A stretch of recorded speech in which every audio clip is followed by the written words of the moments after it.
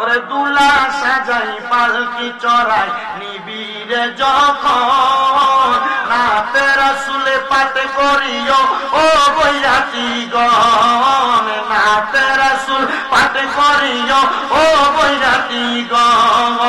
দিবি তুলে নবীর কুলে, দিবি তুলে নবীর কুলে, কান্না বিলাপ করিস না, কাফনে দিস নবীজির নাম বলিস না রে, বলিস না, কাফনে দিস নবীজির নাম।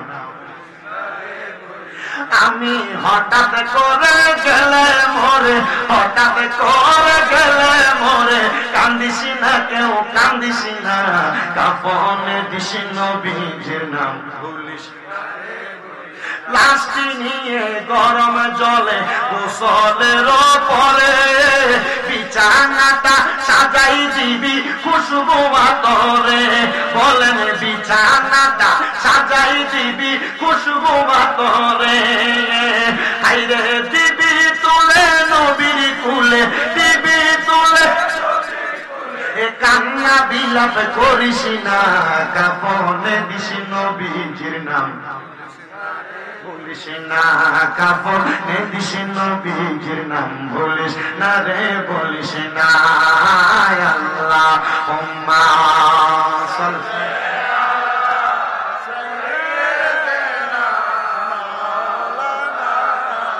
মুহাম্মাদ ওয়া আলা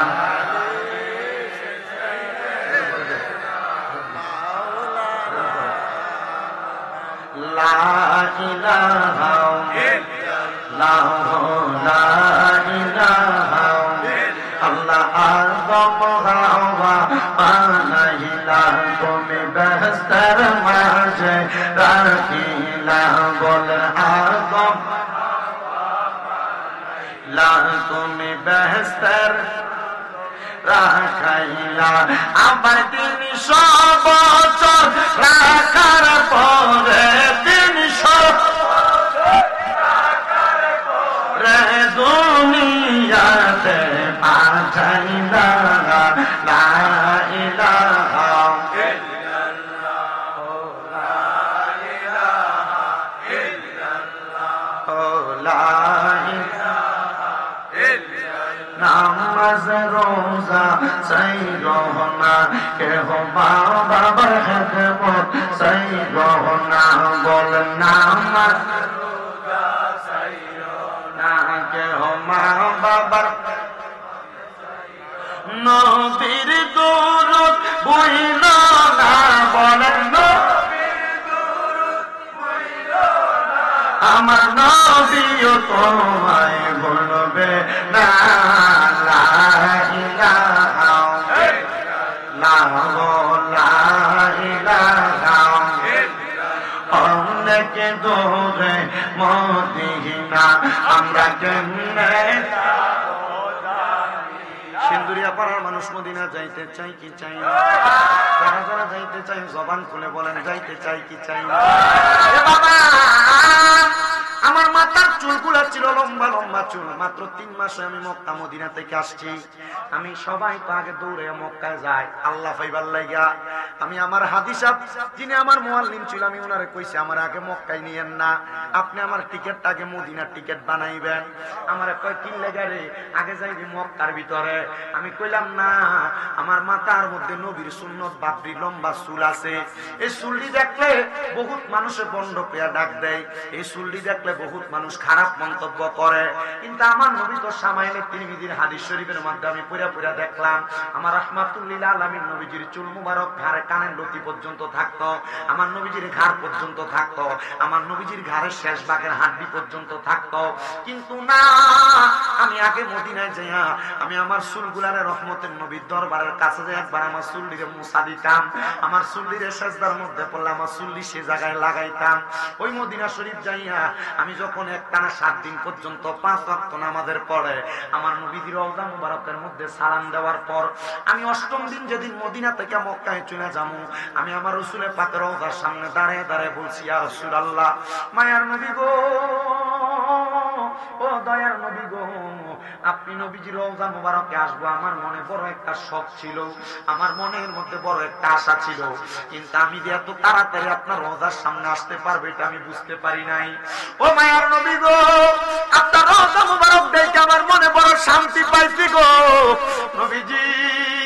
আপনার রওজা মুবারক দেখতে এত সুন্দর, না জানি আপনি নবীর মদিনা শরীফের ভিতরে আপনি নবী কত সুন্দর অবস্থায় আছেন। ও দয়ার নবী গো, এখন আপনার রওজা মুবারক দেখে আমার মনে একটা শখ জাগছে। আমি আমার মরণের আগে আপনি নবীর একবার ঘুমের ঘরে স্বপ্ন দেখতাম। নবী গো, আপনি বলেন না গো আমার এই দোয়াটা আপনি কবুল করবেননি? আরেকটা কথা বলছি, ইয়া রাসূলুল্লাহ, আমার মা বাপ এখনো দুনিয়াতে বাইসা রইছে, আপনি আমার এমন সামর্থ্য দান করেন আমি যেন আমার মা বাপরে মক্কা মদিনা আনতে পারি। এই কথা শুধু কইছি না, আমি সর্বশেষ একটা কথা কইছি নবী গো, আপনি নবীর রওজা মুবারক দেখতে বড় সুন্দর। আপনি না বলছেন মান যারা কবরি ওয়াজাবাত লাহু শাফাআতি ইয়াউমাল কিয়ামা, যেই ব্যক্তি আপনি নবীর রওজা মুবারক জিয়ারত করব তার জন্য সুপারিশ করে আপনি নবীর জন্য ওয়াজিব হয়ে যায়। নবী গো, আপনি তো মুস্তাজাবাতুদ দাওয়াত, আপনি কোন দোয়া করলে আল্লাহ তাআলা দোয়া কবুল করে, কোন দোয়া ফিরায় না। আপনি নবী যদি আপনার কোন উম্মত আপনার রওজায় সালাম দেওয়ার কারণে আপনি যদি তার লেগে সুপারিশ করেন, আল্লাহ তো আপনার সুপারিশ ফিরিয়ে দিত না। আমার আল্লাহ তো আপনার সুপারিশটা কবুল করব, তার মানে যে আপনার রওজা জিয়ারত করলো তার জন্য জান্নাত ওয়াজিব হয়ে যায়। মায়ার নবী, বাংলাদেশের ওয়াজ মাহফিলের ভিতরে যাইয়া কত মানুষ নিয়ে আপনি নবীর উপর দুরূদ শরীফ পড়ি, কত মানুষ নিয়ে আপনি নবী সালাতু সালাম পড়ি। অনেকে আছে টাকার জন্য মক্কা মদিনা আসতে পারে না। নবী গো, আপনিরা বলছেন মদিনা শরীফের মসজিদে নববীর ভিতরে 2 রাকাত নামাজ পড়লে 50,000 রাকাতের সওয়াব, 1 ওয়াক্ত নামাজ পড়লে 50,000 ওয়াক্তের সওয়াব। ও মায়ার নবী, আপনি না বলছেন মক্কা শরীফের ভিতরে 1 ওয়াক্ত নামাজ পড়লে 1 লক্ষ ওয়াক্তের সওয়াব। আপনার উম্মতেরা টাকা পয়সার জন্য মক্কা মদিনা আসতে পারে না। নবী গো, যারা কোনো মক্কা মদিনা আসে নাই আপনি তাদেরকে একবার হলো মক্কা মদিনায় নেন। আমি শুধু এই কথা বলছি না, আমি এই দোয়াটা সিম ভাবে আল্লাহর কাবা করে দরজাটার মধ্যে ধইরা, যে জায়গার মধ্যে ধইরা দোয়া করলে দোয়া কবুল হয়, আমি কাবার দরজাটার মধ্যে ধইরা কইছি আল্লাহ। কত মানুষ মক্কা মদিনা আসার জন্য কান্দে, তারারে তুমি একবার মক্কা মদিনায় নো। এ ময়নামতি সিন্দুরিয়া বাবা, এ পদ্মার অন্তরালের মা, তুমি সিন্দুরিয়া পাড়ার মসজিদের ভিতরে তোমরা মুসলমানেরা যদি 1 ওয়াক্ত নামাজ পড়ো 1 ওয়াক্তের সওয়াব পাইবা, কিন্তু মক্কা মদিনা গেলে 50,000 আর 1 লক্ষ ওয়াক্তের সওয়াব পাইবা। তোমার কাছে যদি 2-3 লাখ টাকা এক লগে হইলে তুমি খেতে বন্দরে একটু জায়গা কিনা রাইখা দাও। তোমার কাছে যদি 2-3 লাখ টাকা এক লগে হইলে তুমি ব্যাংকে নিয়ে তোমার ব্যালেন্সটা একটু বেশি বাড়াও। না রে না, আমি বলবো তুমি তোমার সম্পদগুলা তোমার মা বোনদেরকে দিয়া যাইবা, তোমার সন্তানদেরকে দিয়া যাইবা, আর এদের মতো করে সম্পদগুলার ব্যয় করব। আমি বলবো যদি তুমি শান্তি পাইতে চাও, অন্তরের মধ্যে প্রশান্তি অর্জন করতে চাও, তাইলে তুমি মক্কা মদিনার মেহমান হও, মক্কা মদিনায় যাও। পর্দার অন্তরালের আমার মা, ও আমার আম্মু জিরা গো, আপনাদের কাছে আবদার, আপনার স্বামী আপনার বছর বছর বিদেশ থেকে একটা স্বর্ণের সিন পাঠায়, আপনার স্বর্ণ গয়নার অভাব নাই, 1 ভরি স্বর্ণের দাম বর্তমান বাজারে বৈহাপ মূল্য। আমি আপনাদের সবার কাছে বলবো মা, যদি এই স্বর্ণ গয়নাগুলো আপনি মারা যাওয়ার পরে আপনার সন্তানেরা ভাগাভাগি করে নিয়ে যাইব। যদি মরার পরে শান্তি পাইতে চান, দুনিয়া তো শান্তি পাইতে চান, 1 ভরি স্বর্ণ বেচ্চ হইলে একবার মক্কা মদিনা যান। এ বুড়া বাবারা, এ সম্পদওয়ালারা, তোমার কাছে হাতে এখন টাকা পয়সা নাই, জায়গা জমি আছে, পারলে একখান দিয়া বিক্রি করো, কইরা মক্কা মদিনা যাও। বলে হুজুর মক্কা মদিনা যাওয়া তো আমার লেগে ফরজ হইছে না। আরে বাবা, ওই জায়গার মধ্যে গেলে এত শান্তি পাইবা, এত বরকত পাইবা, এটা আমি আমার এই ক্ষুদ্র ভাষা দিয়া বুঝাইতে পারবো না।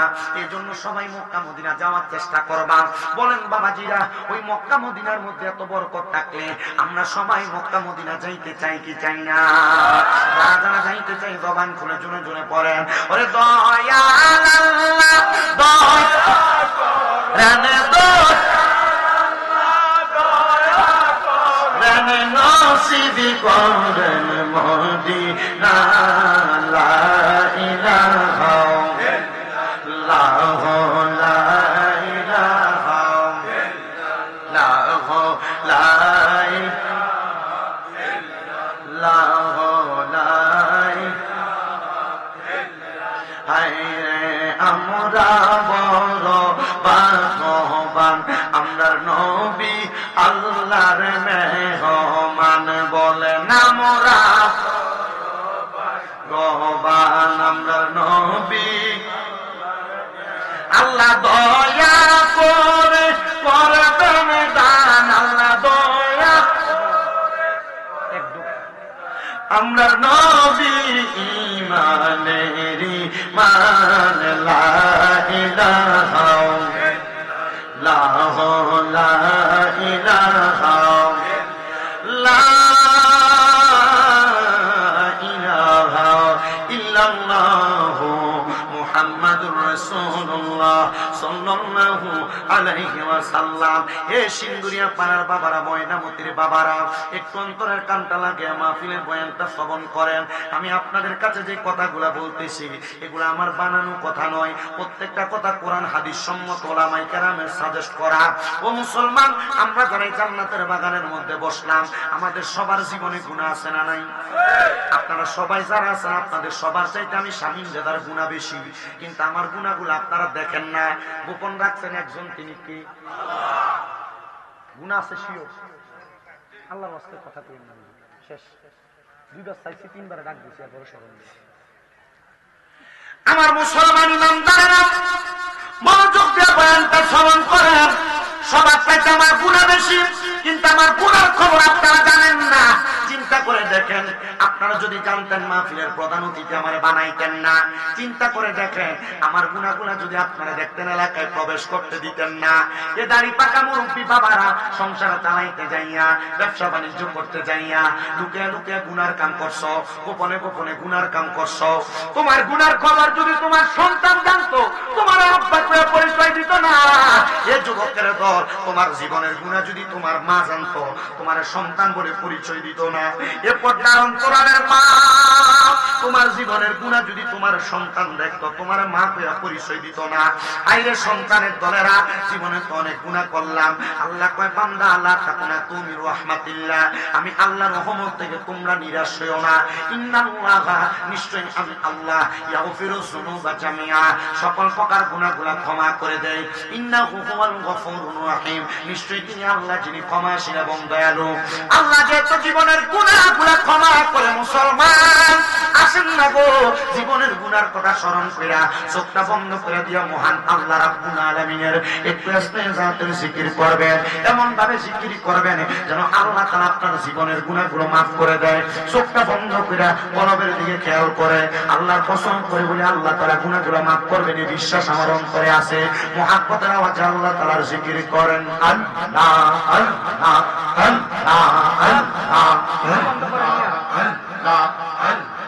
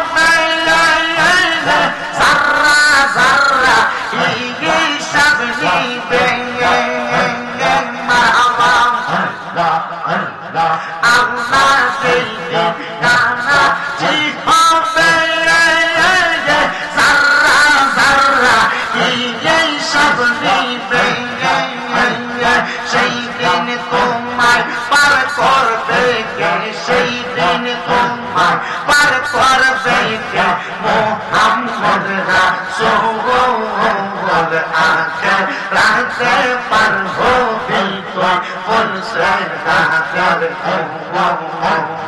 মারহাবা আল্লাহ আল্লাহ লা ইলাহা ইল্লাল্লাহ লা ইলাহা ইল্লাল্লাহ মুহাম্মদ রাসূল আখের রাতে পার হবি তুই ফুল সে গাছের মারহাবা আল্লাহ আল্লাহ আল্লাহ আল্লাহ আল্লাহ আল্লাহ তোমায় ডাক দিলে সরকার সামনে চাইও বলে ও প্রাণের মোহ মুর্শিদ রে তুমি ধীরে ধীরে ফিরে ফিরে চাহা আইয়ো রে মারহাবা তুমি ধীরে ধীরে ফিরে ফিরে চাহা আইয়ো রে মারহাবা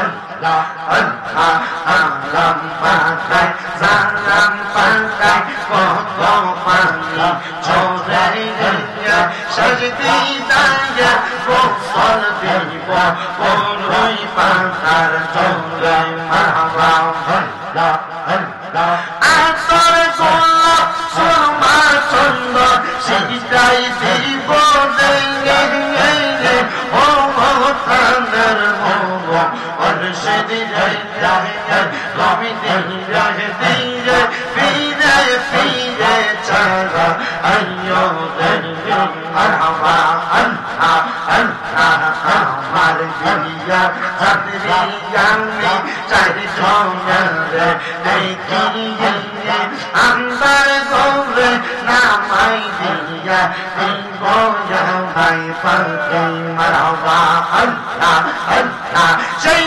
কবরে নূরের নবী আইব রে ও প্রাণের রে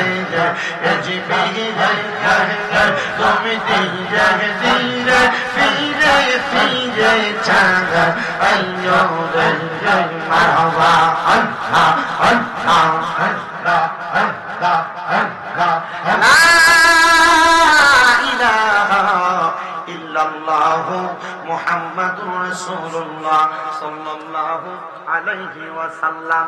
জবান বন্ধ নাই, উচ্চ কণ্ঠে জোরে পড়েন আলহামদুলিল্লাহ। আপনারা বলেন মাহফিলে এসে জিকির কইরা প্রশংসা করলাম কার? বলে হুজুর নবীর নামও তো নিছেন, আউলিয়া কেরামের নামও নিছেন, জিকির তো হবে আল্লাহর, তাইলে তারার নাম কেন নিলেন? না রে বাবা, আল্লাহর জিকির যেই জায়গায়, নবীর জিকির সে জায়গায়। আমার রাসূলে পাকের ঘোষণা, জিকরুল আম্বিয়া মিনাল ইবাদাতি ওয়া জিকরুস সালিহিনা কাফারা। নবীদের নামের জিকির করলে ইবাদত হয়, ওলিদের নামের জিকির করলে গুনাহ মাফ হয়। এইজন্য আমরা আল্লাহ নবীদের শান গাইলাম, জিকির আজকার করলাম। সবাই জোরে কোন আলহামদুলিল্লাহ। আলহামদুলিল্লাহ। এ মুসলমান, আমি আপনাদের কাছে দুইটা আয়াত তেলাওয়াত করেছি। আমি চেষ্টা করব আমার বয়ানটা ডাইরেক্ট শ্রবণ করানোর জন্য। আমার দাওয়াত করার সময় বলছে 9:30টার মধ্যে মাইক পেয়ে যাব। মাইক পাইছি আমি 10:47-এ। আমি চেষ্টা করব আমার মূল টাইমের মধ্যে বয়ানটা শেষ করার জন্য। আমি বেশিক্ষণ বয়ান করি না, অল্প সময় চেষ্টা করে বোঝানোর জন্য। আমি আয়াত তেলাওয়াত করেছি। আল্লাহ বলেন বিসমিল্লাহির রহমানির রহিম, লা ইউকাল্লিফুল্লাহু নাফসান ইল্লা উসআহা। আমার আল্লাহ কয় বান্দা, তোমরা আমি আল্লাহ তাআলা কারো সাধ্যের বাহিরে কোনো কিছু চাপাইয়া দেই না। আল্লাহ বুঝতে পারলাম সাধ্যের বাহিরে কোনো কিছু চাপাইয়া দেন না। আমরা যারা এখানে বৈশা আমাদের ভাঙ্গা ঘর থাকার কারণে আফসোস করি, আল্লাহ আমার একটা বিল্ডিং দিত, আল্লাহ বিল্ডিং দেয় না, আমি আফসোস করি। কিন্তু না না না, আপনি ভাঙ্গা ঘরে থাকার যোগ্য বিধে আল্লাহ আপনার ভাঙ্গা ঘর দিছে। কার ইচ্ছা? আপনাদের কি কষ্ট হইতেছে নাকি? কষ্ট হইলে আমার ওনারা যে আসছে, ওনাদের কি বক্তব্য আছে? যদি বক্তব্য থাকে মোটামুটি আপনার বক্তব্য দেন, মেহমান না, যদি ওনাদের আলোচনা থাকে আলোচনা করতে হবে। সচিব থাকলে আবার বক্তব্য দিয়ে দেওয়ার থাকলে দেয়,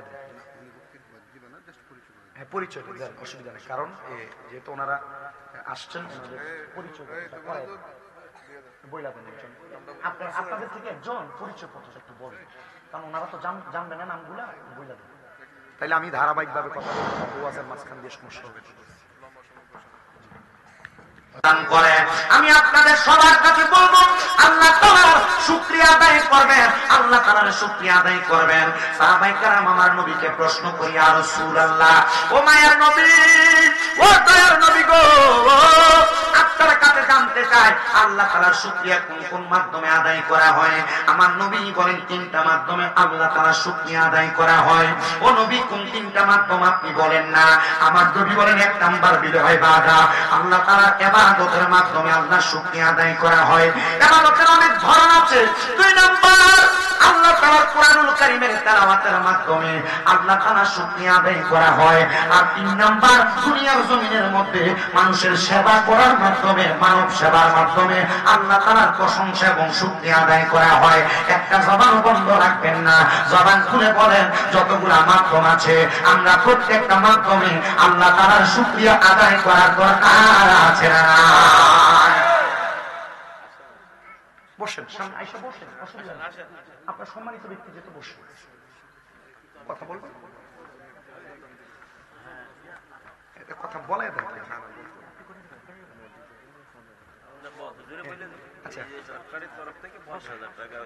আচ্ছা, আমাদের জনাব মোহাম্মদ লালন হায়দার সাহেব, উনি আপনাদের এই মসজিদের জন্য বর্তমান চেয়ারম্যান, উনি আপনাদের মসজিদের যে মিনারার কাজ হবে, এই মিনারার কাজ, হুজরাখানা, ওযুখানা সহ যে কাজটা আছে, উনি সেটার বাবদ উনি 50,000 টাকা দান করবেন। আপনারা তো আসতেন, তালি দিচ্ছেন কি লিখে? সরকারের তরফ থেকে ওই এটা উনি অনুদানটা আইনা দিবেন আর কি, 50,000 টাকা। মারহাবা পড়েন, আল্লাহ কবুল করেন, আমিন পড়েন, মুহাব্বতে কইয়েন আমিন। আমি কয়টা কথা কইছি? তিনটা। একটা আল্লাহর কোরআন তেলাওয়াত, দুই নাম্বার আল্লাহর ইবাদত, তিন নাম্বার মানব সেবা। পাইছেন না একটা? আল্লাহ তাআলা কবুল করেন, জোরে পড়েন আমিন। এ দুনিয়ার মুসলমান ইমানদার গভীর মনোযোগ দিয়ে বয়ান শ্রবণ করবেন। আল্লাহ তাআলার ইবাদতের মধ্যে এক নাম্বার ইবাদতের ধাঁচ হলো ফরজ ইবাদত, দুই নাম্বার ইবাদতের ধাঁচ হলো ওয়াজিব, তিন নাম্বার ইবাদতের ধাঁচ হলো সুন্নাত, চার নাম্বার ইবাদতের ধাঁচ হলো নফল। এই চার প্রকারের ইবাদতের মধ্যে ফরজ ইবাদত যেটা, নামাজ, রোজা, হজ, যাকাত, নামাজ, রোজা, হজ, যাকাত, এইগুলা হচ্ছে বান্দা ধনী হওয়ার কারণে বান্দা হজ করবে, যাকাত দিবে। কিন্তু নামাজ এবং রোজা যে দুইটা বিষয় আছে, এটা ধনী গরীব সবার জন্য। এই 5 ওয়াক্ত নামাজ, ফজর, জোহর, আসর, মাগরিব, এশা, এই 5টা ওয়াক্ত নামাজ বান্দার ফরজ ইবাদতের অন্তর্ভুক্ত, ওয়াজিব ইবাদতের অন্তর্ভুক্ত। আমরা যে নামাজ আদায় করি, নামাজের মধ্যে ভিতরে একটা নামাজ আছে, ওই নামাজটা ওয়াজিবের অন্তর্ভুক্ত। এবার আসেন সুন্নত ইবাদত। 5 ওয়াক্ত নামাজের ফরজের আগে পরে যে নামাজগুলো, সেগুলো হলো সুন্নত ইবাদত। কিন্তু নফল যে ইবাদত, ওই নফল ইবাদতটা বড় মারাত্মক। বলে হুজুর কিভাবে? আল্লাহ তাআলা কোরআনুল কারীমের মধ্যে নফল ইবাদতের মধ্যে একটা, নফল ইবাদতের মধ্যে সর্বশ্রেষ্ঠ নফল ইবাদতের কথা বলেন। এক নাম্বার আল্লাহ তাআলা ঘোষণা করেন, ওয়া মিনাল লাইলি ফাতাহাজ্জাদ বিহি নাফিলাতাল লাকা আসা আইয়াবআসাকা রাব্বুকা মাকামান মাহমুদা। আপনি আসতে বলছেন, জবান খুলে পড়েন আল্লাহু আকবার। এ দুনিয়ার মুসলমান ইমানদার, আল্লাহ আমার নবীকে বলেছেন, আপনি রাতের কিছু অংশে তাহাজ্জুদের নামাজ আদায় করেন। যদি আপনি তাহাজ্জুদের নামাজ আদায় করেন, অতি সত্বর আপনাকে মাকামে মাহমুদ, প্রশংসার জায়গা দান করা হবে। এই আয়াত যেদিন নাযিল হয়েছে, আয়াতে কারিমার শানে নুজুল করে দেখলাম, আয়াতে কারিমার তাফসীর করে দেখলাম। আল্লামা জালালউদ্দিন মুহাল্লি রাহমাতুল্লাহ আলাইহি, উনি ওনার তাফসীরে জালালাইন শরীফের মধ্যে জালালউদ্দিন সৈয়দ রাহমাতুল্লাহ আলাইহি একভাবে, এবং আমার ইমাম আহমদ রেজা খান পাগলেদের নবী ওনার তাফসীরে কানজুল ইমান নুরুল ইরফানের মধ্যে লিখতেছেন, যখন এই আয়াত আমার নবীর উপর নাযিল হয়, নবীজি ছিলেন মা আয়েশা সিদ্দিকার হুজরা মুবারকের মধ্যে। আমার নবীজিকে মা আয়েশা বলেন, অন্যদিন আমার নবীকে নামাজ পড়তে দেখি, কিন্তু এই দিন আমার নবী যেভাবে নামাজ পড়েছে, এই দিনের মতো কোনোদিন আমার নবীকে নামাজ পড়তে দেখি নাই। আম্মা আয়েশা সিদ্দিকা বলেন, নবীজি আসরের নামাজের পরে 2 রাকাত নামাজের নিয়ত করেছে, কিন্তু আমার নবীজি 2 রাকাত নামাজ পড়তে সকালে একবার সুবহ সাদ থেকে রাত পর্যন্ত করে ফলাইছেন। আমি আমার নবীকে প্রশ্ন করলাম, ইয়া রাসূলুল্লাহ, আজকের মতো লম্বা রুকু, আজকের মতো লম্বা সিজদার কোনোদিন আপনারে দিতে দেখি নাই। নবী গো, কেন এত লম্বা রুকু এবং সিজদা আপনি আদায় করলেন? নবী আমার বলে, আয়েশা, আল্লাহ তাআলা বলেছেন আমি নবী যদি তাহাজ্জুদের নামাজ পড়ি আমাকে মাকামে মাহমুদ দিবে। আমি নবী চোখের পানি ফালায়া ফালায়া কান্না করে করে দোয়া করলাম, আল্লাহ আমার উম্মত যদি আমি নবী দুনিয়া থেকে যাওয়ার পরে আমার উম্মত যদি তাহাজ্জুদ করে আপনি আমার উম্মতের কি দিবে? নবী শুধু নিজের জন্য নেন নাই, নবী উম্মতের ফয়সালা করে গিয়েছেন। এজন্য আহলে সুন্নাত ওয়াল জামাত আমরা যারা দাবি করি, আমরা যারা নবী নবী করি, আমাদের উদ্দেশ্য শুধু নবী নবী করা নয়, আমাদের উদ্দেশ্য নবী দুনিয়াতে নবী নবী করে উম্মত উম্মত করে গেছে, এজন্য আমরা নবী নবী। কথা ঠিক আছে? আমার ওয়াজ আপনি কারো বিরোধিতা পাইছেন না, আমার ওয়াজে আপনি মন্দ বলা পাইতেন না। আমার ওয়াজ ডাইরেক্ট লেভেলে বুঝাম, আপনার মন চাইলে আপনি এটার উপর আমল করবেন, মন না চাইলে এখানে মাটি দিয়ে যাবেন। আমার ওয়াজের 10টা কথার মধ্যে 8টা কথা ভুল হবে, 8টা কথার এখানে মাটি দিয়ে যাবেন, 2টা কথা যেটা সঠিক এটা আমল করবেন। ঠিক আছে না? রাজি আছেন ইনশাআল্লাহ? আমার দ্বারা শ্রোতা, আমার শ্রোতাগুলা 9:30 পর্যন্ত ছিল। এখন আপনারা গোলাইতে আমার খুব কষ্ট হয়েছে, এদিকে আসিল না, কষ্ট হয়েছে। আল্লাহ আমাদেরকে কবুল করেন, জোরে পড়েন আমিন। নবী যখন তাহাজ্জুদ নামাজের ফজিলতের বয়ান প্রদান করেছে, আম্মা জান আয়েশা সিদ্দিকা বলে ইয়া রাসূলুল্লাহ আমার আল্লাহ তো আপনার কোনো দোয়া ফিরায় না, তাহলে আপনি যে দোয়া করলেন তাহাজ্জুদ নামাজ পড়লে আপনার উম্মতকে আল্লাহ কি দান করবে? অনেকে ব্যবসা করেন বরকত হয় না, অনেকে কামাই রুজি করেন কামাই রুজির টাকাতে বরকত পান না, অনেকের কঠিন রোগ বালা মুসিবত ছাড়ে না, অনেকে দুনিয়ার জমিনের মধ্যে বিপদ আপদে পড়ে আছেন বিপদ কাটে না, অনেক মা বোনেরা পর্দা অন্তরালে শুনতেছেন আপনাদের ঘর থেকে রোগ বালা মুসিবত যায় না, বিপদ আপদ যায় না। আমি বলবো 5 ওয়াক্ত নামাজের পাশাপাশি ফজরের আগে 2টা তাহাজ্জুদের নামাজ আদায় করেন। বলে হুজুর তাহাজ্জুদ দূরের কথা 5 ওয়াক্তই তো করি না, তাহাজ্জুদ করেন কোন সময়? না না মুসলমান, বিশেষ করে যারা মুরব্বী বাবার আছেন বয়স বাড়ি হওয়ার কারণে রাত 2টা 3টার সময় ঘুম ভাঙলে চোখ লাগে না, অনেকে আছে অনেকে। আমি আপনাদের কাছে বিশেষ করে আবদার করবো, জীবনে তো অনেক গুণ আমাদের হয়েছে, তাহাজ্জুদের নামাজটা পড়া যখন ঘুম হবে না আপনি আল্লাহর কাছে দোয়া করবেন। অনেকে ঘুম হয় না, এরা ডাক্তার দোকান থেকে ঘুমের ওষুধ কিনে না তারপরে ঘুমায়। কি দরকার ভাই? আপনি আল্লাহর ইবাদতে মশগুল হন, দেখবেন শয়তান আপনার পাকড় করবে। আপনি কি মনে করেন এলাকায় যেটা গুন্ডারিগমি করে, মাতাব্বরি করে, শয়তানি করে, অথবা এলাকার ভিতরে যেটা খুন খারাপি করে, এটা লোকের শয়তান আছে? না না, এটা নিজেই শয়তান।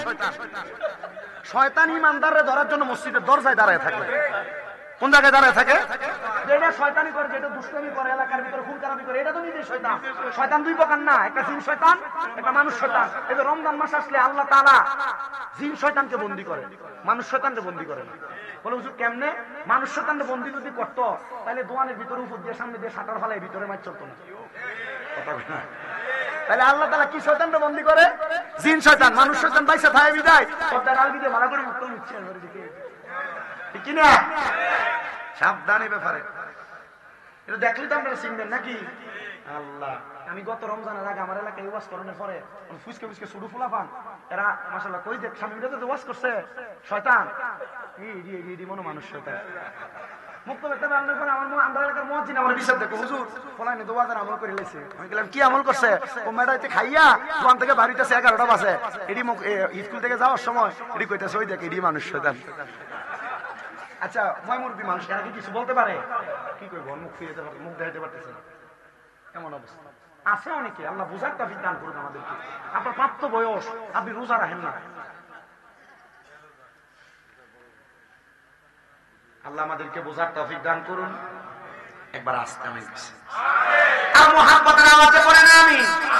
তাহলে নবীজি বলেন আয়েশা আমার আল্লাহ তাআলা বলেছেন আমার উম্মত তাহাজ্জুদের নামাজ পড়ে আল্লাহ তাআলার কাছে যা চাইবে যদি হালাল হয় আমার আল্লাহ তাআলা তাকে তা দান করবে, সম্পদ চাইলে সম্পদ দান করবে। তবে আপনাদের জন্য সবচাইতে একটা সুখবর, এই যে আসতেছে আমাদের 14ই ফেব্রুয়ারি রাত্রবেলা, মানে জুমার দিন রাত্রবেলা যে রাত্রটা আসতেছে এটা হলো লাইলাতুল বরাত, লাইলাতুল নিসফি মিন শাবান। এটা আমাদের জন্য বড় বরকতময় রাত্র। এই রাতে আমার আল্লাহ তাআলা প্রথম আসমানে আয়েশা বান্দারে ডাক দেয়, কে আছো তোমার রিজিক নাই আমি রিজিক দিব, কে আছো অসুস্থ অসুস্থতা দান করব, কে আছো আমার নিয়ামত চাও আমি আল্লাহ তোমাদেরকে নিয়ামত দান করব। কিন্তু আমরা এই দিনে কাজ বেশি, ঠিক না? সারা রাত ইবাদতের চেষ্টা করবেন, আপনাদের কাছে আবদার কামাই রুজি নাই, সবে বরাতের রাতে কাইন্দা দেখেন 5 ওয়াক্ত না পড়ে আবার সবে বরাতের রাতে কানবেন, কাম হবে না। কথা কি বুঝতে পারছেন আপনারা? আপনি 5 ওয়াক্ত করেন না কিন্তু সবে বরাতের রাতে কানবেন, এটা ভাগ্যরজনী। তবে ভাগ্যরজনী তাদের জন্য যারা আল্লাহ তাআলার ইবাদত কইরা আল্লাহর কাছে চাইতে জানে, মানে আপনি তো চাইতে জানতেছেন না। আপনি মনে করতেন সবে বরাতে রাইতে কাইতে চাইলে কাম হইতো মনে হয়। আমরা তো মাশাআল্লাহ জিলে সাধারণ পাবলিক এখন যে মারাত্মক এরা ফতুয়া ঘুরে এলা। আল্লাহ আমাদেরকে বুঝার তৌফিক দান করুন, জোরে পড়েন আমিন। এই সময় রাতের অনেকগুলা ফজিলত, আমি তাহাজ্জুদ নামাজ থেকে কথাটা বলে 2টা মিনিট একটু শেষ করি, এরপর আমার বয়ানের ধারাবাহিকতা টানতেছি। রাহমাতুল্লিল আলামিন নবীজি যখন আম্মা জান আয়েশা সিদ্দিকার ঘরে আয়েশা সিদ্দিকা বলে ওই দিন রাত্রটা হইল লাইলাতুল নিসফি মিন শাবান, মানে শাবান মাসের 14 তারিখ দিবাগত রাত্র, মানে 15 তারিখ অবগত হয়েছে। আমি আমার ঘরের মধ্যে লক্ষ্য করে দেখলাম আমার নবী আমার ঘরে শোয়া। আমি হঠাৎ করে রাত্র যখন গভীর হয় আমি দেখলাম আমার নবী আমার বিছানাতে নাই। আমি তাকে দেখলাম আমার নবী যখন বিছানাতে নাই, আমি আমার ঘরের দরজা পর্যন্ত যা দেখলাম জান্নাতুল বাকির মধ্যে আমার নবীজি দাঁড়ায় দাঁড়ায় জিয়ারত করতেছে। নবী গো কেন কেন আপনি এই বরাতের রাতে জিয়ারত করতেছেন? আমার নবী বলে এটা ভাগ্য রজনী। আমি নবী দোয়া করি আল্লাহ তাআলা যেন এই দুনিয়ার জমিনের প্রত্যেক মানুষকে ক্ষমা করে দেয়, ক্ষমা করে দেয়, ক্ষমা করে দেয়। জবান খুলে জোরে জোরে বলেন না সুবহানাল্লাহ। এজন্য লাইলাতুল বরাতের রাতে বেশি বেশি করে কবর জিয়ারত করবেন। বলে হুজুর ইবাদতের সিস্টেম হচ্ছে জানার দরকার। নফল ইবাদত করবেন, নফল ইবাদত করতে করতে দেখবেন ঘুম আসে, তখন বের হয়ে কবর জিয়ারত করবেন। যখন আপনার শরীরটা ফুরফুরা, মসজিদের মধ্যে এসে কোরআন তেলাওয়াত করা শুরু করবেন। আবার অনেক নফল ইবাদত আছে, শুধু তাহাজ্জুদের নামাজ না, 5 ওয়াক্ত নামাজ ছাড়া সালাতুল খায়রের নামাজ আছে, সালাতুল ইস্তিসকার নামাজ আছে, সালাতুল তাসবিহ নামাজ আছে, সালাতুল হাজতের নামাজ আছে। এমন 4-5টা নফল ইবাদত আছে, এই ইবাদতগুলো রাত্রবেলা করবেন। কিন্তু আমরা মসজিদে সবে বরাতের রাতে ওয়াজ মাহফিল হয়, ওয়াজ মাহফিল শেষ 12 রাকাত নামাজ পড়ে কোন রকম যে বাড়ি ঘুমায় সারা রাত ফজর রাত পর্যন্ত। বনু কাব গোত্রের বকরি ছাগলের গায়ের মধ্যে যত পশম, আল্লাহ তাআলা লাইলাতুল বরাতের রাতে তার চাইতে বেশি পরিমাণ মানুষকে মাফ করেন। একটা ছাগলের পশম গণার মতো ক্ষমতা আমরা আছে, কই থেকে আপনি গণবেন? কই না শেষ করতে পারবেন না। তো আমার মুসলমান ইমানদাররা তাহাজ্জুদ নামাজের ফজিলতের কথা বলতে জানি, এই কথাগুলো টেনে আনলাম। এবার আসেন তাহাজ্জুদ নামাজের ফজিলতের মধ্যে আরো কয়েকটা ফজিলতের কথা বলি। নবীজির একজন প্রখ্যাত সাহাবী ছিল, যার নাম ছিল হযরত রবিয়া। উনি আমার নবীজিকে মাঝে মাঝে ওযুর পানি আগে আগে দিতেন। একদিন ফজরের নামাজের পূর্ববর্তী মুহূর্তে হযরত রবিয়া আমার নবীকে আইনা ঠান্ডা শীতের রাতে আমার নবীকে উনি পানি আগে দিয়েছেন নবীজি ওযু করার জন্য।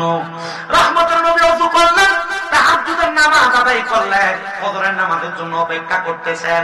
এমন টাইমে আমার নবী নবীজির সাহাবী হযরত রবিয়ার বলতেছে, এ রবিয়া, তুমি যে আজকে আমাকে পানিটা সংগ্রহ করে দিলা, আমি নবী তোমার এই কাজটার প্রতি বড় খুশি হয়েছি। তুমি বলো আমি নবীর কাছে কি চাও? নবী আপনার কাছে চাই মানে দেওয়ার মালিক তো আল্লাহ, আপনার কাছে চাইবো কেন? না না না রে মুসলমান, আল্লাহ তাআলা সকল কিছুর সৃষ্টিকর্তা, কিন্তু নবী হলো কাসেম বন্টনকারী। আমার নবীজির কাছে চাইলো আমার আল্লাহ তাআলা নবীজির ওসিলায় দান করেন। জোরে জোরে বলেন না সুবহানাল্লাহ।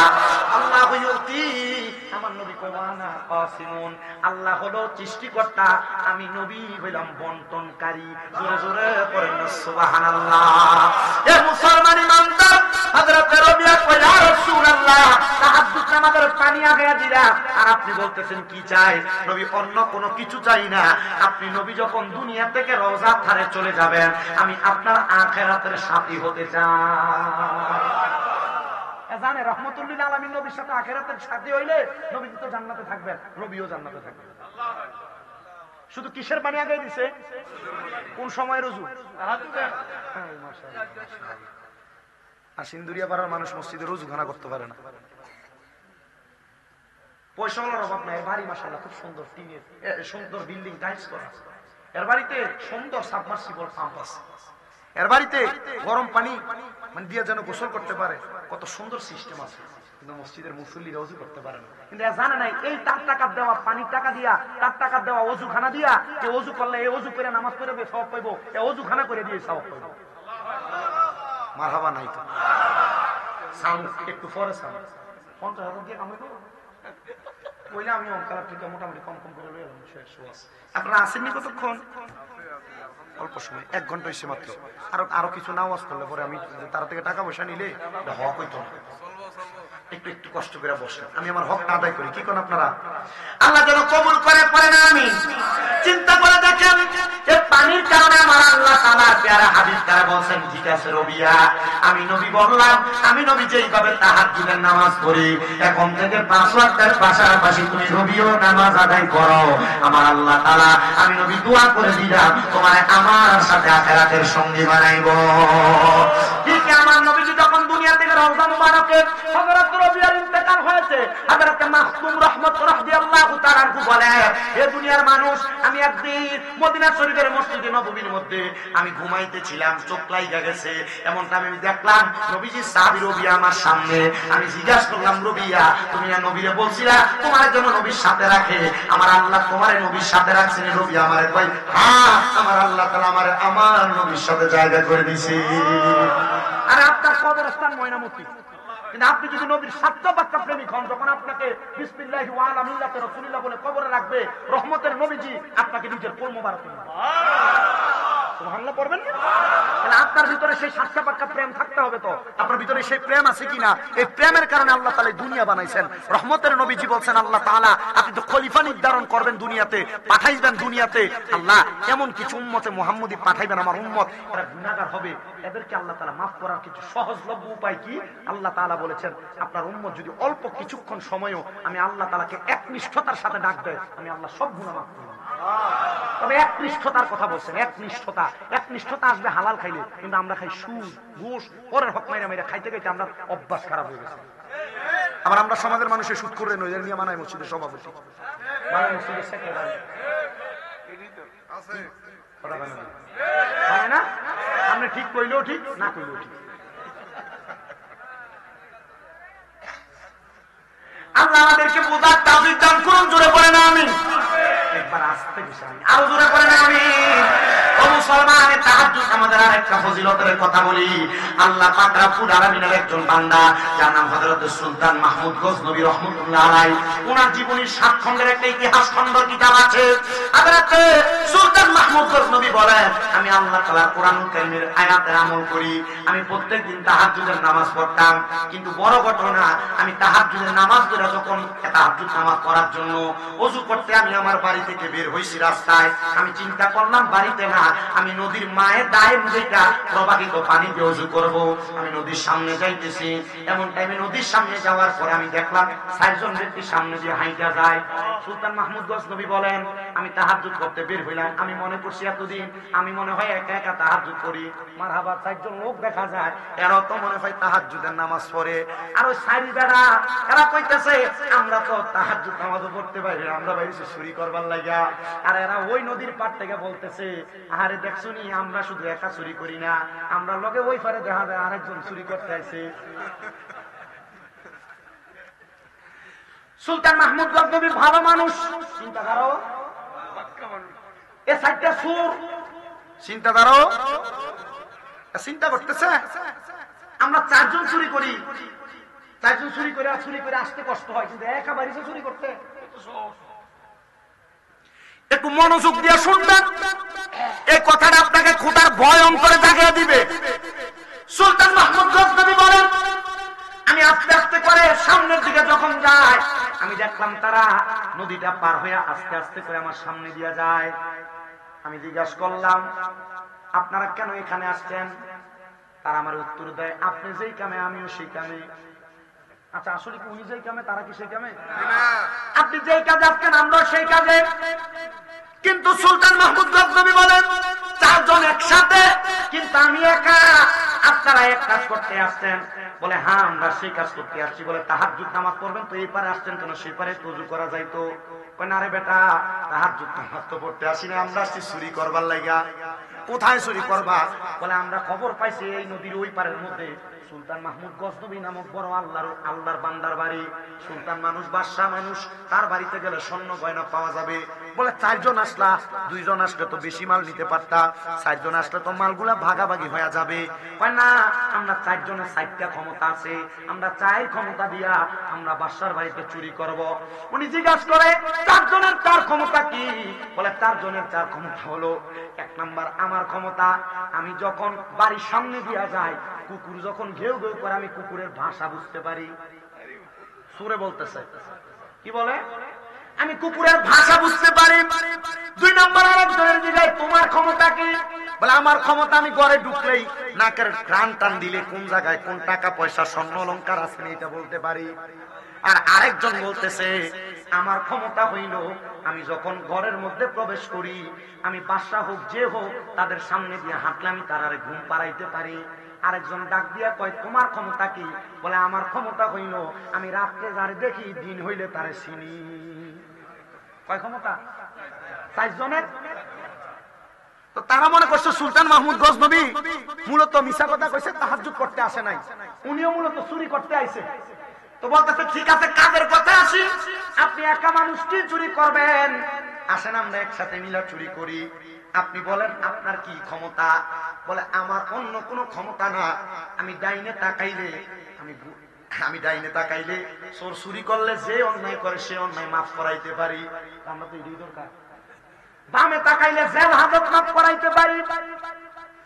ওই 4 জন বলে ঠিক আছে চুরির ধরা খাইলে তুমি ডান দিকে তাকায় আমরা মাফ করাইয়া দিবা আর বাম দিকে তাকায় জেল হাজত মাফ করাইয়া দিবা। বলে ঠিক আছে। সুলতান মাহমুদ গজনবীর সাথে ডিলটা করে তারা 5 জন একসাথে গেছেন চুরি করবার লাগা।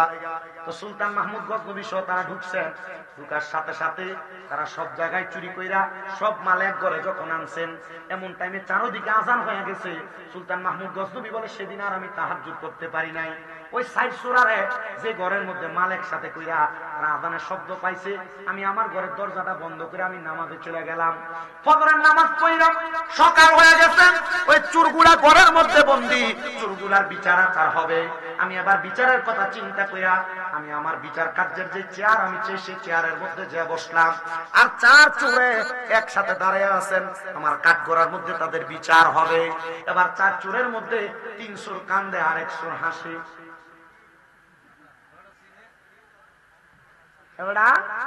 কারণ হ্যাঁ রাইতে যারা দেখে দিনে তারা চিনে। হে 3 চোর আর চিনছে না সুলতান মাহমুদ গজনবী। চোরের কিভাবে হেদায়েত দেয়? চোর যদি বাংলাদেশে চোরের মতো চোর হইলে এই নেশা করে যদি মনে করেন যে মোটামুটি নেশা করে এটি বেড়া উঠতে গেলে এলাকা কলডি পর্যন্ত খায় না, দেখ সিডি পর্যন্ত রইতে তখন জানে। কথা দি কয় না? ঠিক না? ঠিক। আজকের কাহিনী আমি বাড়ি থেকে আসতেছি, রাস্তায় গাড়ি পাইছি না, মোটামুটি একটু সামনের দিকে আসছি। আমার ড্রাইভার সাহেব তো আমার নেওয়ার জন্য আসে।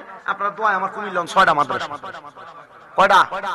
6টা। আমার যে একটা ছোট মাদ্রাসা এটার ভিতরে 365 দিনে 365 বস্তা চাউল লাগে। দোয়া করতে না আপনারা? পুরা 6টা মাদ্রাসার ভিতরে 1170 জন পোলাপান। যারা পোলাপান লইয়া রাস্তাঘাটে আন্দোলন করে আমরা চাইলে কি ভারী নেট লইয়া নামতাম? কি দরকার দেশের অরাজকতা তৈরি করার? আমার ঠিক আছে না? আমি আমার পোলাপান্ডে কইছি আব্বারে দুনিয়াতে যা করো কখনো কেউ যদি তোমাকে গালি দিছে আঘাত করছে যদি পারো তার দিকে তাকে মুচকি হাসি দিয়ে চলে আসবে। দ্বন্দ্ব মারামারিতে লিপ্ত হও না। আলহামদুলিল্লাহ আমার মাদ্রাসা পোলাপাইনে ফিটাফিটি করে না। আর আমি যদি মাদ্রাসায় ঢুকি শুধু একবার আমার আশ পাইলে, আমার যদি আশটা পায় কোনো দুষ্টামি নেই মাদ্রাসায়। শুকরিয়া। আমি আজকে আসরের নামাজ আমি ইমামতি করে পড়াইছি। পড়ানোর পর আমার একটা ছেলে সবক নিছে, তখন আমি তারে কইলাম সবক তো নিছ, তো তুমি তোমার আম্মা আইবো, তোমার আম্মা আছে পাশেই, আইলে তুমি কানবানি। না কানতাম না, যদি কান্দ কফি দে মাগো। তার আম্মু আইসে জড়ায় ধরছে, এর সারে না। আলহামদুলিল্লাহ আমার মনে হয় আমার এই যে মাদ্রাসাটা ছোট্ট যেটা এটার ভিতরে যে পোলা পান এর ভিতরে বেশিরভাগ মনে হয় আমার 33 জন প্রবাসীর পোলা, মানে এদের বাপ বিদেশ প্রবাসীরা পোলা পান। আমার মাঝে মাঝে অনেক প্রবাসীরা কথা সোশ্যাল মিডিয়ার মাধ্যমে দেখে এবার আপনার মাদ্রাসায় পড়ান, কুমিল্লা নূরপুর তাহফিজুল কোরআন মাদ্রাসা চকবাজারের পাশে। আমি কইলাম তুমি তোমার আব্বার জন্য দোয়া করবা, তোমার আব্বা শুধু এতটুকু বলছে তুমি দোয়া করবা।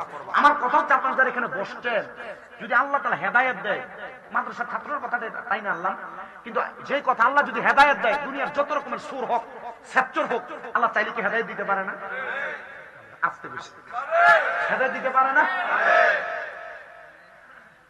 3 সূরা কান্দার 1 সূরা হাসে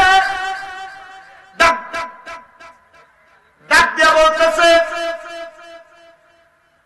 সুলতান মাহমুদ গজনবীর বিচারক চেয়ারের মধ্যে বৈশা ডাক দিয়া বলে চোরা 3 জন কাঁদতেছে, তুমি কেন একা একা হাসতেছো? বলে আপনি না গতকালকে রাত্রে বলছিলেন চারজনের কি ক্ষমতা? আপনি এক নাম্বার সর্বশেষ আমারে জিজ্ঞাসা করছেন আমার কি ক্ষমতা। আমি বলছিলাম আমি যারা রাইতে দেখি তারা দিনে চিনি। আমি তো চিনছি, কিন্তু আমি চিন্তা করতেছি আর হাসতাছি এই কারণ বুঝা যে রাতে একসাথে চুরি করতে ঢুকলাম, আর আজকে আপনি নিজেই আমার বিচার করবার লাগে এখানে দাঁড় করাইছেন। বাদশা আপনি আমার বলেন না এটা কি আপনার ইনসাফে কুলায়? বাদশা আমার এমন একটা জায়গায় ফালাইছে, ইনসাফ কি এটা কি আপনার ইনসাফে কুলায়? বাচ্চা কয় কথা তো সত্য, আমি তারারে বলছি চলো একসাথে চুরি করি, কিন্তু আমি তারারে বলছিলাম আমি তাহাজ্জুদ করি, তোমরা বিশ্বাস করছিলা না।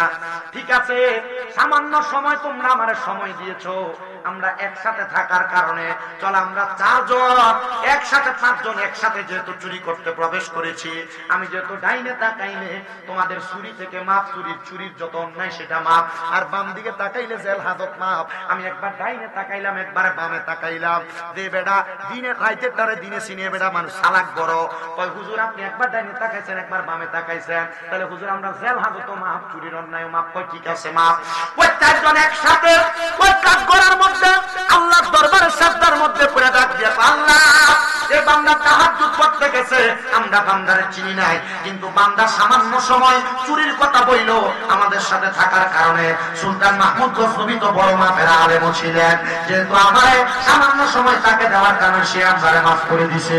আল্লাহ আমরা ভুল করতেছি, আমরা এখনো বুঝতেছি না এত অন্যায় করলাম, আমরা যদি তোমারে এর চাইতে বেশি সময় দেই, আল্লাহ তুমি আমারে কত দয়া করবা, তুমি আমারে কত মায়া করবা।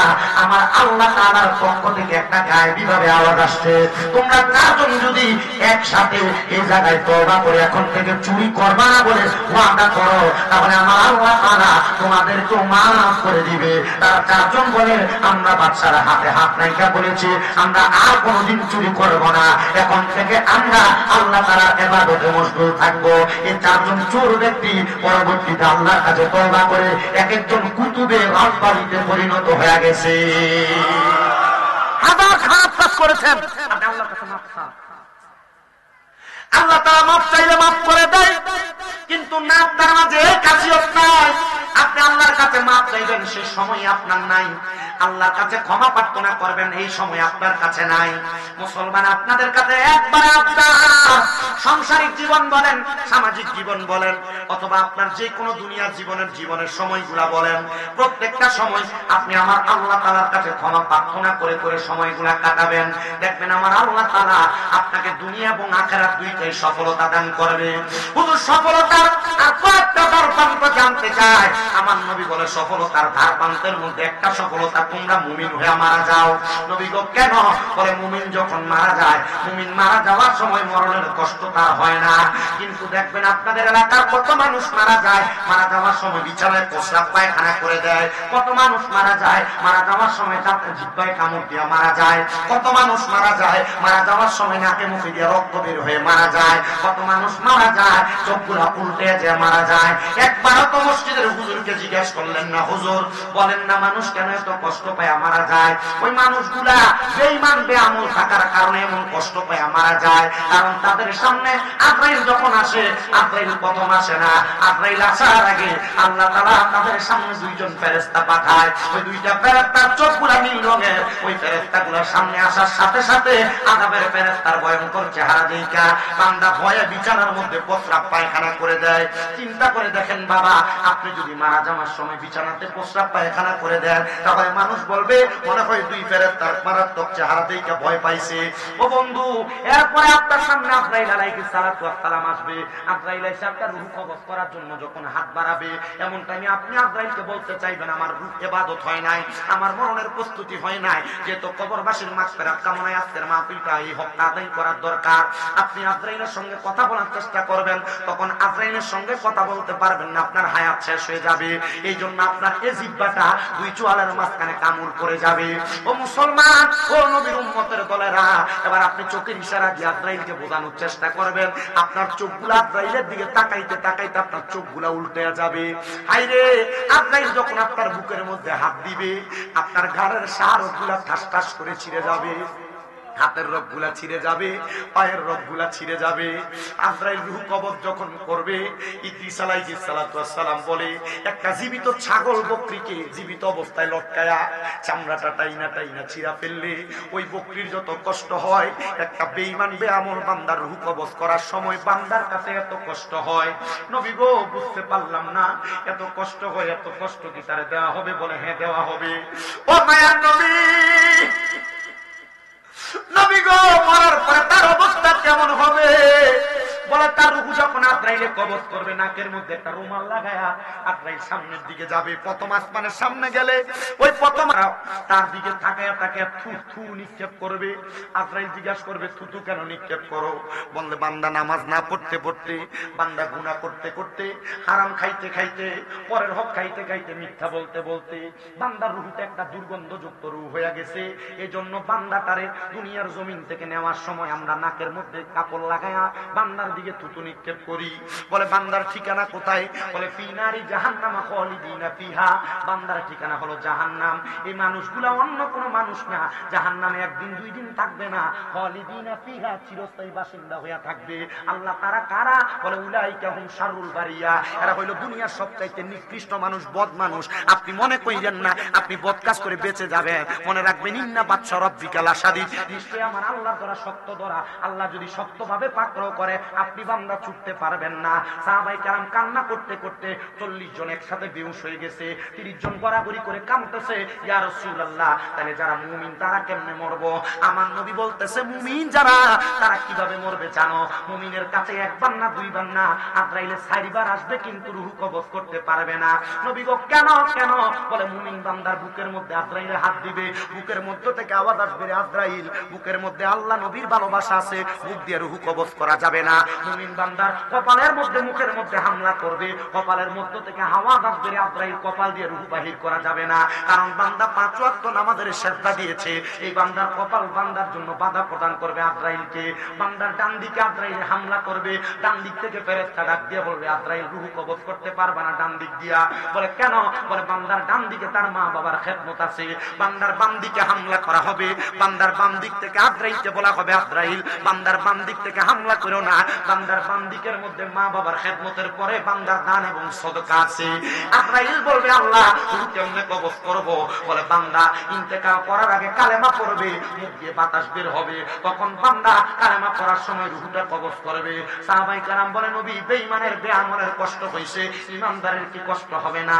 না না না, ইমাম কুস্তালানী রাহমাতুল্লাহ আলাইহি বলে একটা ছোট বাচ্চা কান্না করলে দুধের জন্য মা দুধ পান করে মাথার মধ্যে হাত তুলে দিলে বাচ্চা যেমন ঘুমায়া যায়, ইমানদার বান্দার রূহটা বাতাসের মাধ্যমে এমন ভাবে বের করবে ইমানদার বান্দা টের পাবে না, টের পাবে না। এবার বলেন ইমানদার হইয়া মরতে চাই কি চাই না?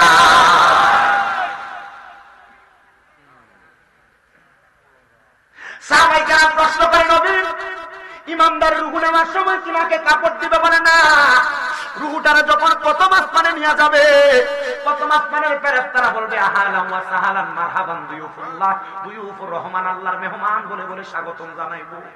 নবী গো আপনার কাছে জানতে চাই ওই বান্দার রূহটা যখন স্বাগতম জানাইবো, বান্দার রূহকে আল্লাহ তাআলা আবার আলমে আরোহায় রাখবে? বলে না, বান্দার রূহ আবার বান্দাকে ফেরত দিবে। মুমিন বান্দা মারা যায় না। আল্লাহর কোরআন বলে ওয়ালা তাকুলু লিমান ইয়াকতালু ফি সাবিলিল্লাহি আমওয়াত বাল আহইয়াউ ওয়ালাকিন লা তাশকুরুন, যারা আল্লাহর রাস্তায় ঈমান নিয়ে মরে এই ব্যক্তি মারা যায় না। আল্লাহ কয় বাল আহইয়াউন, তারা জিন্দা, ওয়ালাকিন লা তাশকুরুন, এদেরকে যারা মরা বলে এরা নির্বোধ, এরা বোকা, এরা বুঝে না। বলে হুজুর এরা জিন্দা, যে এরা কেমনে জিন্দা জানতে চাই, বুঝতে চায়। বলে আমার আল্লাহ তাআলার কুদরতি ক্ষমতায় তারা জিন্দা। ইয়া রাসূলুল্লাহ এদের পুরস্কার কি? বলে এদের পুরস্কার জাযাউহুম ইনদা রাব্বিহিম জান্নাতু আদনিন তাজরি মিন তাহতিহাল আনহার। এদের পুরস্কার হইল আল্লাহর পক্ষ থেকে জাযা দেওয়া হবে, ওই পুরস্কারের নাম জান্নাতুল আদন। নবী গো জান্নাতুল আদন কেমন? কয় তাজরি মিন তাহতিহাল আনহার, ওই জান্নাতুল আদনের নিচে দিয়ে নহর প্রবাহিত হবে, এত সুন্দর। ঝর্ণা দেখতে ভালো লাগে, বলে এমন ঝর্ণার নহর প্রবাহিত হবে, বড় সুন্দর জান্নাত। নবী গো কয়দিন থাকবে? কয় খালিদিনা ফিহা আবাদা, চিরস্থায়ী বাসিন্দা, বের হতে চাইবে চাইবে না। ও মায়ার নবী কতদিন থাকবে এটা বুঝলাম, ওই জান্নাতে কারা থাকবে? ওই রাদিয়াল্লাহু আনহুম ওয়া রাদওয়ান, যারা আমার আল্লাহরে খুশি করেছে এবং আমার আল্লাহরে যারা খুশি করতে পারছে, আল্লাহ যারার প্রতি খুশি হয়েছে তারাই ওই জান্নাতে থাকবে। কয় তারা কারা? কয় যালিকা লিমান খাশিয়া রাব্বা, যারা দুনিয়াতে সবচাইতে বেশি আল্লাহরে ভয় করছে এরাই ওই জান্নাতে থাকবে। তো আল্লাহরে কেমনে খুশি করবেন? আমি আমার খুতবার ভিতরে হাদিস পড়ছি তিরমিজি শরীফের। আল্লাহর নবী কয় রিদার রাব্বি ফি রিদাল ওয়ালিদাইন, মা বাপরে খুশি করলে আল্লাহ খুশি হয়। সাকাতুর রাব্বি ফি সাকাতিল ওয়ালিদাইন, আম্মা আব্বার অসন্তুষ্টি করলে আল্লাহ অসন্তুষ্টি হয়। তো মা বাপরে বাদ দিবা না, পাঁচ ওয়াক্ত নামাজ পড়বা, মরার পরে জান্নাত চাইবা, আল্লাহর কসম জান্নাত পাইবা না। কেউ যদি এই দুনিয়ার সমাজের মধ্যে মা বাপকে জুদা করে থাকো, আলাদা করে থাকো, দাও তোমার পাও আমার সামনে দাও, আমি আমার জিহ্বা দিয়া তোমার পাও পরিষ্কার করে দিব। বলে কেন? কারণ মা বাবার মনে কষ্ট দিয়া শামীম রেদানা সারা বাংলার সারা বহির্বিশ্বের সবচাইতে বড় আলেম দিয়া ওয়াজ করাইবা, পাঁচ ওয়াক্ত নামাজ পড়বা, মক্কা মদিনা যাইবা, কোনো লাভ হবে না। যদি মা বাবারে কষ্ট দিয়া থাকো, ভাত না দিয়া থাকো, ধমক দিয়া থাকো, ওয়াদা করো এখান থেকে বাড়িতে যাইয়া মা বাবার পাড়ির মধ্যে ধরবা, ধরে বলবা মা আল্লাহর রাস্তায় আমারে মাফ করে দেন, আব্বা আল্লাহর রাস্তায় আমারে মাফ করে দেন। মা বাপ যতক্ষণ পর্যন্ত না বলছে মাফ করে দিছি ততক্ষণ পর্যন্ত পাও চাইরো না, কারণ মা বাপ মাফ না করলে আল্লাহ মাফ করবে না। অনেকে চিন্তা করে হুজুর আমি কেমনে মাফ চামু? যাদের বাড়িতে আব্বা আছে তারা বাড়িতে যাইয়া বাবার পায়ে ধরে মাফ চাইবো। আমার তো বাবা নাই, আমি কার পায়ে ধরে মাফ চাইবো? হুজুর যাদের বাড়িতে মা আছে তারা বাড়িতে যাইয়া মার পায়ে ধরে মাফ চাইবো। আমার তো মা নাই, আমি কার পায়ে ধরে মাফ চাইবো? সন্তান মাফ চাওয়ার কোনো সুযোগ নাই, একটু পরে আখিরি মুনাজাত হবে। মনে রাখবা আল্লাহর নবীর ঘোষণা, কোন সন্তানের বাবা মারা যাওয়ার পরে ওই সন্তান যদি রব্বির হামহুমা কামা রব্বায়ানি সগীরা বইলা চোখের মনি কোঠার মধ্যে একটা মাছির মাথা পরিমাণ পানি চাইরা জিয়া কান্দে, ওই পানি মাটিতে পড়ার আগে আমার আল্লাহ তাআলা তার মা বাবার জীবনের গুনাহ মাফ করে দেয়। আমি জানি না আজকে কে বসতো তোমার মা নাই, আমি জানি না কে বসতো তোমার বাবা নাই। অনেকে চিন্তা করে হুজুর দুই যে মা বাবার পা ধরে সালামি করি না, আমি মাপ চাইবো, কেমনে শরম লাগে। না রে সন্তান, মাঝে মাঝে সুযোগ পাইলে মা বাবার পায়ে চুমা দিবা। আম্মা আব্বার পায়ে চুমা দিলে আল্লাহর জান্নাতের চৌকাঠে চুমা দেওয়া সওয়াব পাওয়া যায়। কিন্তু এগুলা তো বর্তমান জামানায় নাই। সালামি করতে চায় না পোলাপানেরা, সালামও করতে চায় না। আরে বাবা আজকের মাহফিল কবুল হবে কি হবে না এটার গ্যারান্টি কেউ দিতে পারবে না। তবে আমি একটা কথা বলতে পারি, আগামীকালকে যদি দেখো এলাকার কোন মুরব্বী যে দোকানে বলতেছে হ্যাঁ শামীম দাদার ওয়াজ শুই না, আমার সন্তান বাড়িতে যে আমার পায়ে ধরে মাপ চাইছে, কিন্তু আমার সন্তান কোনোদিন আমার সাথে অন্যায় করে নাই। কোনো মহিলাকে বলে হ্যাঁ শামীম দাদার ওয়াজ শুই না, আমার সন্তান আমার পায়ে ধরে মাপ চাইছে, কোনোদিন আমার সন্তান আমার সাথে কোনো অন্যায় করে নাই, মনে করবা মাহফিল কবুল হয়ে গেছে। কারণ জানি অনেক সন্তানের মা বাবা দুনিয়াতে নাই, এরার কাছে টাকার অভাব নাই, কিন্তু মার বড় অভাব মা কবরে। এরার কাছে সম্পদের অভাব নাই, বাবার বড় অভাব বাবা অন্ধকার কবরে।